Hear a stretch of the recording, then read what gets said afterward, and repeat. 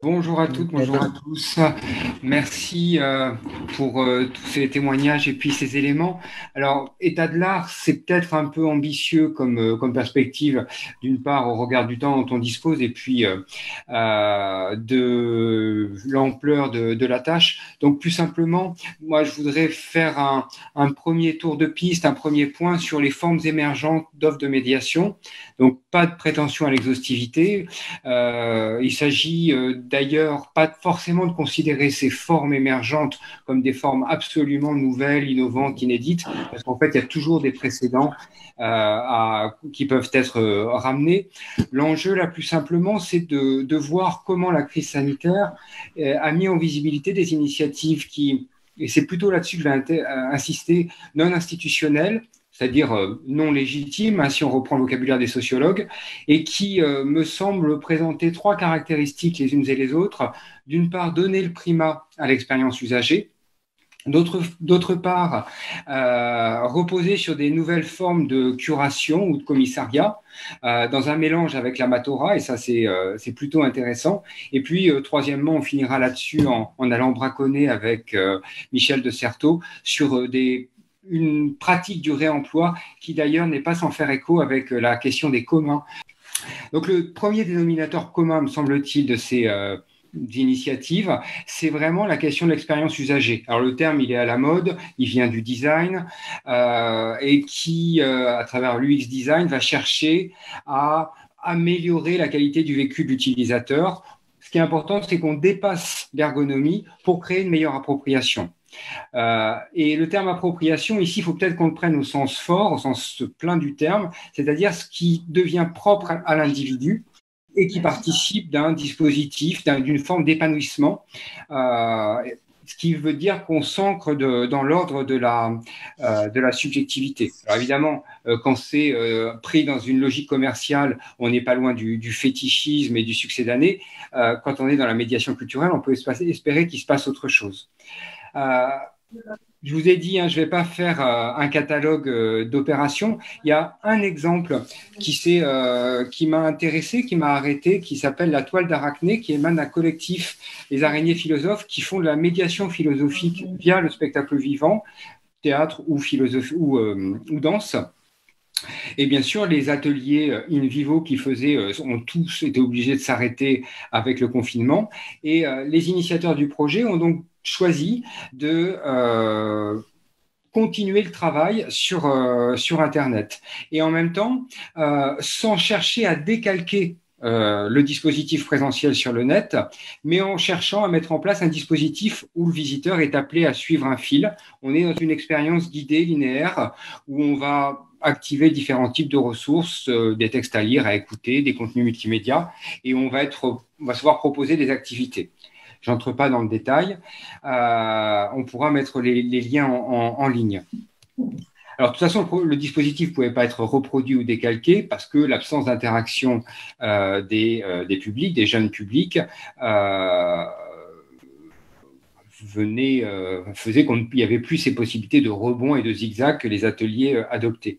Et de manière assez intéressante et apparemment paradoxale, la conceptrice Aurélie Armelini, elle a estimé gagner en liberté dans cette absence de destinataire, en dessinant une sorte de place vide, sans préjuger de la qualité de l'attention accordée au dispositif. On ne sait pas si les liens sont activés, si tout ou partie du chemin proposé est fait, mais voilà, on propose quelque chose qui est une aventure et symptomatiquement ou symboliquement, c'était le thème du premier atelier qui avait été retenu pour cette première toile d'Arachné.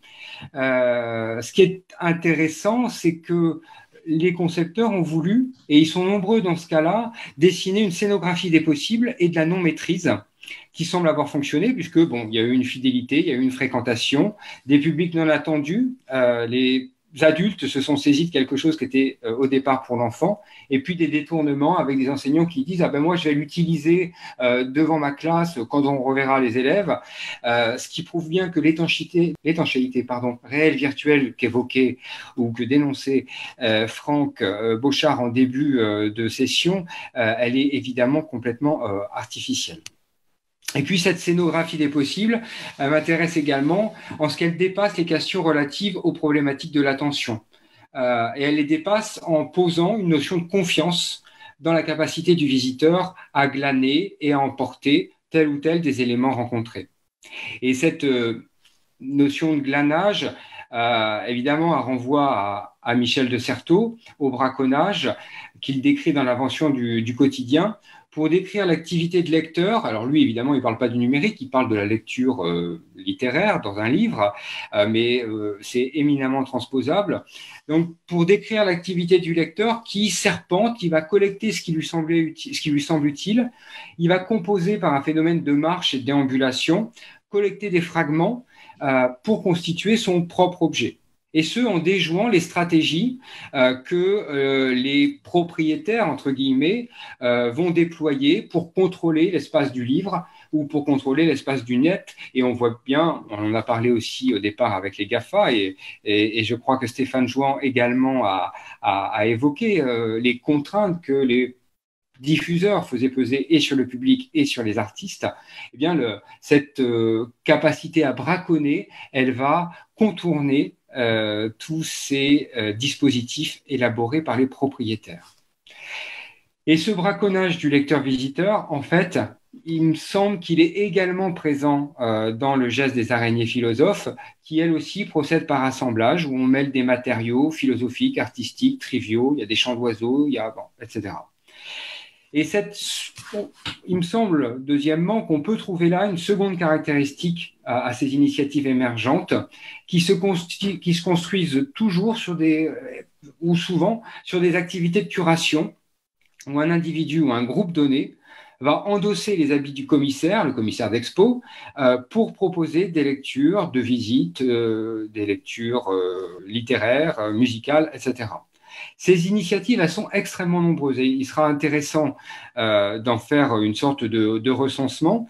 Elles émanent parfois d'acteurs autorisés, des institutions, qui prolongent leur mission dans une logique de palliatif. On a vu beaucoup de musées procéder comme ça. Mais ces initiatives, et c'est ce qui me semble le plus intéressant, elles viennent aussi de groupes plus ou moins formalisés, plus ou moins spécialisés dans les arts et la culture, qui vont se saisir de la proposition artistique. Et là, on a vu des comités d'entreprise, des centres sociaux, des associations d'étudiants ou des formations universitaires, des masters qui ont continué à exister en tant que communauté par le biais du propos artistique. Ce qui est intéressant, c'est que bien souvent, le propos artistique, il est un prétexte. C'est-à-dire qu'on va on va partir sur des logiques de conseil pour faire communauté. Et souvent, ce qui se passe dans les discussions qu'on observe, c'est que finalement, le prétexte artistique revient sur le devant et va engager d'autres formes et de nouvelles formes de discussion. Donc, il y a une espèce de retour de l'artistique qui change de statut du prétexte et devient objet central. Troisième chose intéressante, c'est que en organisant des parcours dans l'univers artistique, le commissaire autoproclamé, qu'il soit individuel ou collectif, prend une place qui, jusque-là, symboliquement, était réservée à des instances autorisées, à des institutions. Et là, cette prise de pouvoir, si on veut employer des grands mots, elle relève bien d'une logique d'émancipation. Et tout ça brouille un petit peu les pistes. Et la meilleure preuve que les pistes sont brouillées, c'est que les institutions qui se sont saisies de ce type de dispositif ou qui ont animé ce type de proposition, elles l'ont fait presque en s'excusant d'être une institution et en revendiquant une forme d'amatorat et de jugement de goût. Donc, on voit bien qu'il y a du brouillage et que ça fonctionne dans les deux sens. Troisième élément, et je m'arrêterai là-dessus, ce braconnage, il me semble avoir mis au jour une pratique du réemploi dont les manifestations sont multiples. Alors, il y a un exemple, là aussi, je ne développe pas, mais on mettra les liens, qui est intéressant, où des guides conférenciers qui ne pouvaient plus faire de visite de musée ont investi un peu de manière parasite les visites officielles numériques en ligne virtuelle des musées pour les détourner ou pour y faire autre chose. Alors parfois c'était des visites qui étaient très classiques, mais parfois il y avait des effets de détournement Et ce réemploi-là, où on transforme un matériau raffiné pour en faire un matériau brut et pour l'adresser à sa communauté, me semble également quelque chose à regarder de près. Alors, je conclus parce qu'on s'était engagé à ne pas être long. Juste 3-4 éléments d'ouverture pour ne pas conclure. Ces initiatives, elles posent toute une série de questions. D'une part, comme toute activité de braconnage ou de sampling, elles soulèvent des questions juridiques et de respect de la propriété intellectuelle auxquelles il va bien falloir se confronter. Et le passage du copyright au copyleft, avec la pensée des communs qu'il y a derrière d'ailleurs, doit vraiment nous occuper. Et à travers ces communs,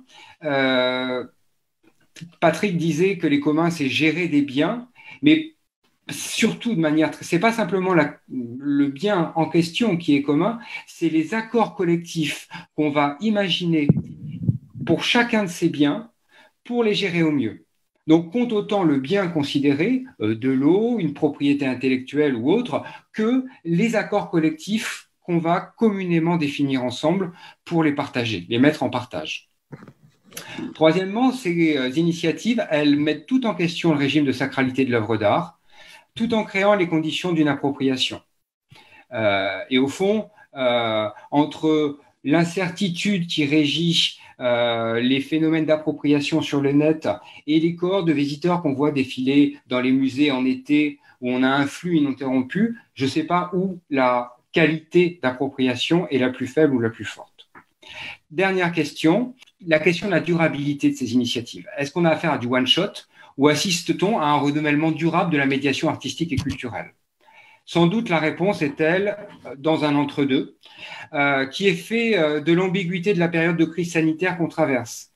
Et ce qui est sans doute à noter, et ce qui va sans doute durer avec les incertitudes qui pèsent sur l'automne, c'est qu'on voit maintenant, et c'est vrai pour les universitaires, et c'est vrai pour les cultureux, etc., c'est qu'on voit maintenant des organisateurs de contenu ou des diffuseurs qui sont en train de devoir prévoir et d'apprendre à prévoir à la fois en plan A et en plan B le dispositif physique, la version physique et la version numérique, l'une pouvant être le plan B de l'autre. Et là, sans doute, dans cette réversibilité-là et dans cette prévision de la possibilité de la réversibilité, il y a quelque chose qui est absolument nouveau. Je vous remercie.